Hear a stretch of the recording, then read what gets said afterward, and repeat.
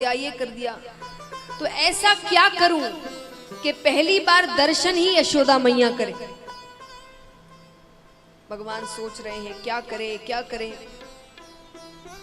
तब भगवान ने सोचा एक काम करते हैं, पहली चोरी घर पर ही करते। देखिए ऐसे चोरी करना अच्छी बात नहीं है, गलत कार्य है, कभी नहीं करना चाहिए। लेकिन चोरी करने के लिए भी दिमाग चाहिए। एक बहुत समझदार व्यक्ति और दिमाग से बहुत तेज व्यक्ति ही अच्छा चोर होता है, क्योंकि जो पकड़ा जाए फिर तो क्या चोरी, जो ना पकड़ा जाए वो अच्छा चोर है। तो भगवान कहते हैं कि अगर पहली बार चोरी करी और कहीं पकड़ा गया तो सब यही कहेंगे कि जब चोरी करनी आती नहीं तो करी क्यों, पहले सीख कर आना था। लेकिन घर में पकड़े गए तो कोई कुछ नहीं कहने वाला। तो भगवान कहते पहली चोरी घर पर करते, घर में पक्को हो ये कि बाहर करने जाऊं। तो भगवान तैयारियां करते हैं। अब भगवान ने दोपहर का समय चुना, क्योंकि उस समय दोपहर में सब सोते थे, तो दोपहर का समय चुना। और क्योंकि माखन दूध दही का कार्य उस समय काफी ज्यादा था, तो एक कमरा हर घर में जो दूध दही माखन का कार्य करते थे, तो हर किसी के घर में एक कमरा माखन का होता था, उसमें सारी हांडियां रखी जाती थी।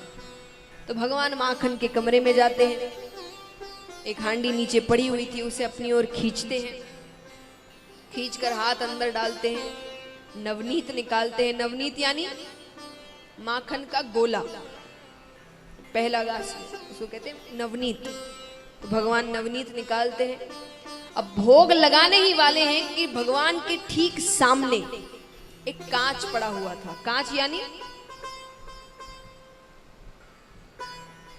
शीशा, दर्पण, जिसमें आप देखकर तैयार होते हैं ना हम सब, शीशा, इसमें हम अपना प्रतिबिंब देखते हैं, खुद को ही देखते हैं।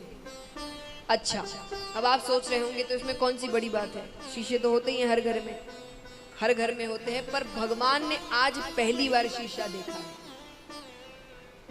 उनको नहीं पता शीशा क्या होता है, प्रतिबिंब क्या होता है, दर्पण क्या होता है। उन्होंने आज तक ना कभी देखा ना कभी सुना, तो उनको तो इस बारे में कुछ नहीं पता। और जिस व्यक्ति ने आज तक दर्पण नहीं देखा होगा तो उसे यह भी नहीं पता होगा कि वो खुद कैसा दिखता है ना। भगवान ने सामने एक कांच पड़ा हुआ था, उसको देखते ही भगवान हाथ पीछे कर लेते। भगवान कहते अच्छा, ये माता बड़ी होशियार है। माता ने माखन की रखवारी के खातिर एक छोरो पहले से ही खड़ो रखो है, और ये चुपचाप मेरी चोरी देख रहे है। अब ये मैया से जाकर कह गो कि मैया कन्हैया चोरी करे। तो भगवान अपने प्रतिबिंब से बातें कर रहे हैं। भगवान कहते देख, तू भी छोरो मैं भी छोरो, तू मित्र है मेरो, तू मेरी चोरी मैया से मत कहिए, क्योंकि ये जो माखन है ना, ये मैं अकेले नहीं खाऊंगा तो ही भी खवाऊंगा। और ये कहकर भगवान हाथ आगे करते, ये ले खा ले। अब भगवान ने हाथ आगे किया तो प्रतिबिंब ने भी हाथ आगे किया। अब भगवान के हाथ में माखन तो उसके हाथ में भी माखन। भगवान कहते अच्छा, अब मेरी आत्मा ठंडी है गई।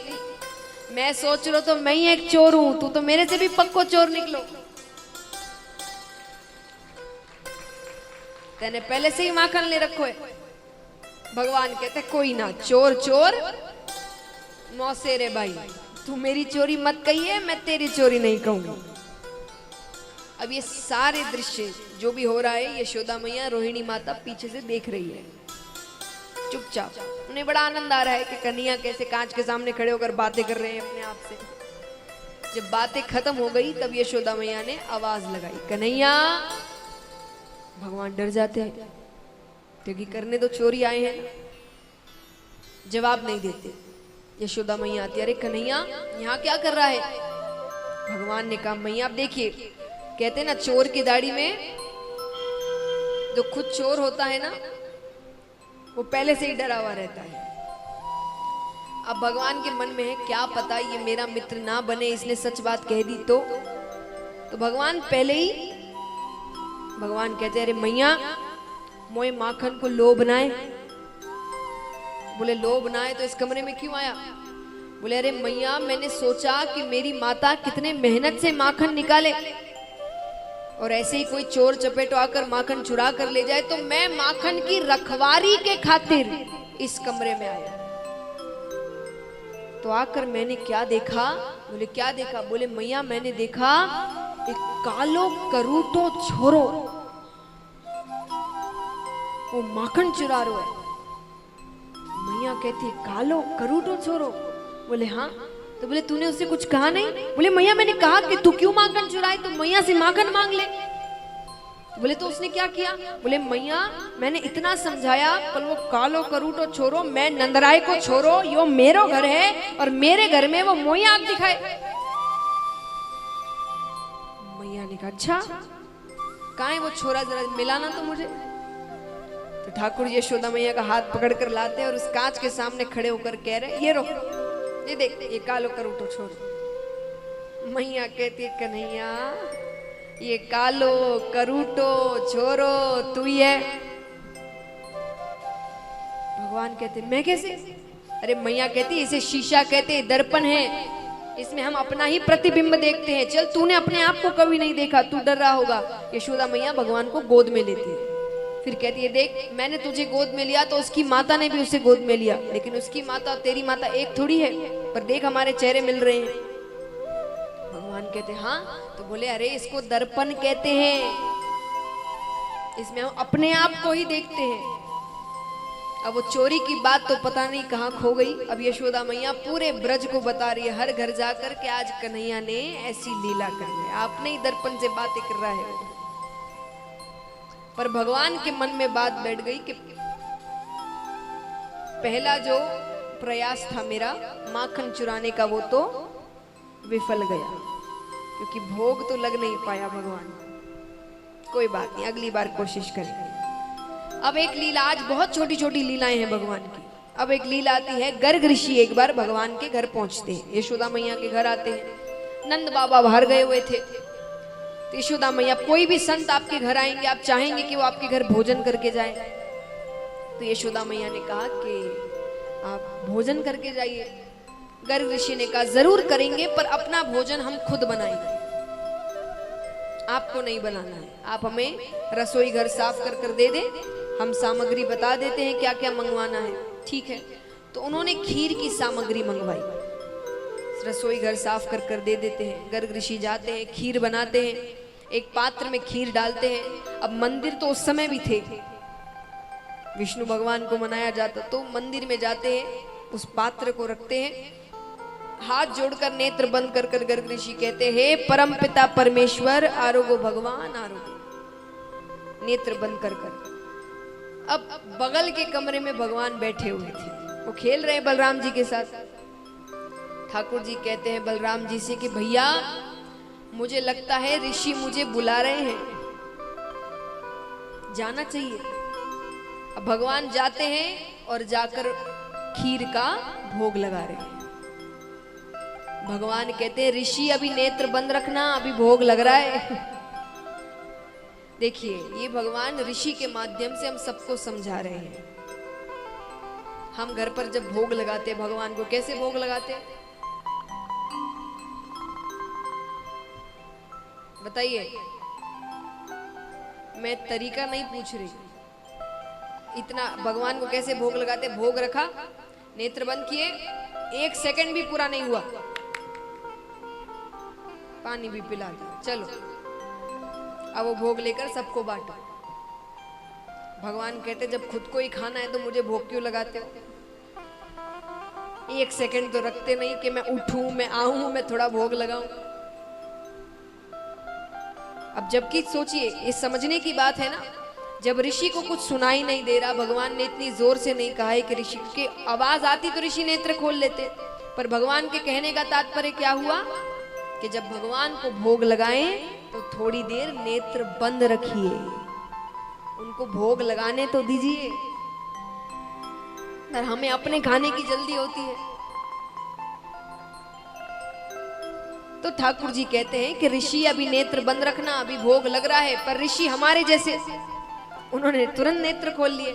नेत्र खोलते ही सामने ही भगवान बैठे हैं, यानी उनको क्या पता वो भगवान है। वो जोर से चिल्लाते, हरी यशोदा देख तेरे लाला ने पूरा पात्र झूठा कर दिया। यशोदा मैया आती है, माफी मांगती है, बाबा छोटा बालक है, माफ कर दीजिए, मैं फिर से सामग्री मंगवाती हूँ, फिर से खीर बना दीजिएगा। अब ये छोटा सा बालक है, इसे इतनी समझ नहीं है। ठीक है, फिर से सामग्री मंगवाई जाती है, फिर से खीर बनाते हैं, फिर से पात्र में डालते हैं, फिर मंदिर में आते हैं, फिर कहते हैं परम पिता परमेश्वर आरोगो भगवान आरोगो। फिर भगवान आते, उनको भी चैन नहीं है। फिर वो भोग लगा रहे हैं, फिर ऋषि ने नेत्र खोले, फिर चिल्लाते। अब यशोदा मैया ने उनके घर में खंबा था, उसे ठाकुर जी का एक पैर बांध दिया कि अब कैसे चल कर जाएगा। फिर सामग्री मंगवाते हैं, फिर खीर बनाते हैं, फिर पात्र में डालते हैं, फिर भगवान के मंदिर आते हैं, फिर कहते हैं परम पिता परमेश्वर आरोगो भगवान आरोगो। यहाँ भगवान चलना आरंभ करते हैं। अब उन्होंने चलना शुरू किया कि रस्सी अपने आप लंबी होती गई, टूट नहीं रही है कि यशोदा मैया को लगे, रस्सी अपने आप लंबी होती गई। फिर भगवान भोग लगा रहे हैं। अब यहाँ गर्ग ऋषि थोड़े ज्यादा क्रोधित, सोचिए 3-3 4-4 बार खीर बनाना आसान है क्या? बड़े क्रोधित होते हैं, बहुत जोर से चिल्ला रहे हैं। चिल्लाएंगे किस पर? यशोदा मैया पर, कि वो बच्चे को नहीं संभाल रही। अब गर्ग ऋषि यशोदा मैया पर चिल्लाए, यशोदा मैया ठाकुर जी पर चिल्लाए। यशोदा मैया कहती, कन्हैया एक बार समझा दिया, नहीं आने को बात समझ नहीं आती। भगवान कहते, मैया तू मेरे पे ही बरज रही है। अरे ऋषि मुझे बार बार बुलाए।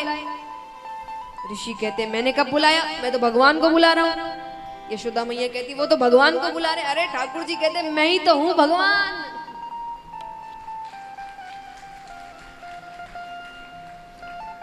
यशोदा मैया कहती, तू कब से भगवान है कि भगवान के 4-4 हाथ हो गए? ठाकुर जी कहते, अरे मैया तू बोल तो सरी, अभी हो जाऊं चतुर्भुज। अब देखिए ये बातें यशोदा मैया समझ नहीं रही, पर गर्ग ऋषि साधारण नहीं है। आजकल बड़े बड़ों को नहीं पता भगवान का चतुर्भुज रूप क्या होता है, विराट रूप कौन सा होता है, कितनों को नहीं पता। पता है तो उतने से बालक को क्या पता होगा? तो गर्ग ऋषि कहते, इतना सा बालक ठीक से बोलना नहीं सीखा जिसने, वो कह रहा है चतुर्भुज रूप भगवान का। बात कुछ और है। गर्ग ऋषि नेत्र बंद कर, नेत्र बंद करते ही भगवान ने विराट रूप में दर्शन दिए उन्हें सामने। भगवान जी भयंकर रूप, वो रूप देखकर तो अब गर्ग ऋषि ना इधर देखते हैं ना उधर। वो जो थोड़ी सी पात्र में जो थोड़ी झूठी खीर बच गई थी, उसको दोनों हाथों से खाने लगे। भगवान का झूठा है कौन छोड़े? और खीर खाकर नाचते हुए घर से, क्योंकि वो बता नहीं सकते, वो सिद्ध है, उनको पता है कि ये भगवान है, लेकिन वो सबको बताएंगे तो भगवान की लीला खराब हो जाएगी। तो उन्होंने अपने आप समझ लिया, दर्शन कर लिए, भगवान का झूठा भोग लगा लिया और नाचते हुए चले जाते। अब यशोदा मैया के दिए, अब इनको क्या हुआ? अभी तक तो चिल्ला रहे थे। ऐसी भगवान की लीलाएं हैं। एक भगवान की छोटी सी लीला आती है। भगवान एक बार अपने घर के आंगन में बैठे, यशोदा मैया, ठाकुर जी, कुछ ग्वाल बाल छोटे छोटे बच्चे, और सामने मोर मोरनियां नृत्य कर रहे हैं। भगवान उनको देखकर बड़े प्रसन्न होते। भगवान ने यशोदा मैया से कहते हैं, मैया मैं भी नाचूं? मैया कहती जरूर। भगवान नाचने लगते, नाचने लगे। यशोदा मैया कहती, कन्हैया तूने इतना अच्छा नृत्य करना कहां से सीखा? भगवान कहते, मैया मैं बस तेरे सामने ही नाचूं, बाकी को तो मैं नचाऊं। यशोदा मैया कहती है, इतनी बड़ी बड़ी बातें कहां से सीखता है?